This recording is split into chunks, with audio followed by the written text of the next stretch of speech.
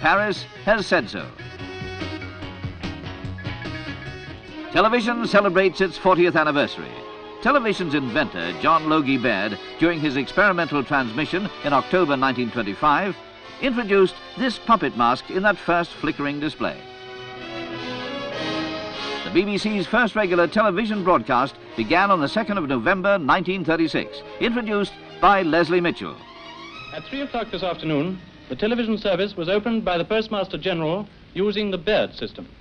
The opening program will now be repeated on the Marconi EMI system. The speeches are followed by the latest edition of the Movietone News, British Movietone News that is, then Adele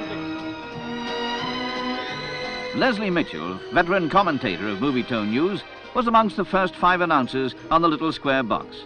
Elizabeth Cowell, Joan Miller, Dinah Sheridan, Leslie Mitchell and Jasmine Bligh. Oddly enough, few people were at first interested in the new medium.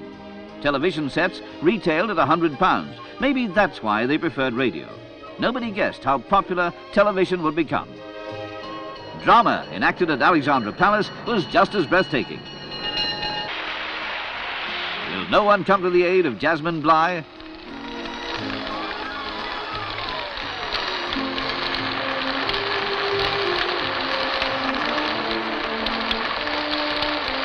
But how many commentators today would be willing to do what Leslie Mitchell regarded as part of a day's work?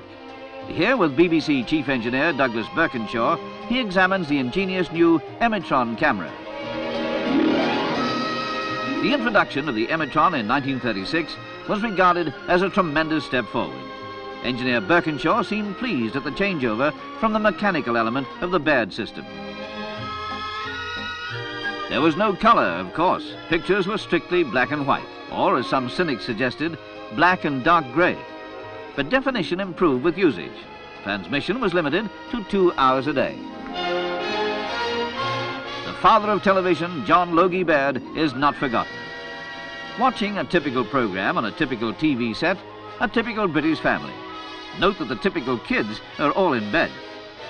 Television, the wonder of the century, is 40 years young.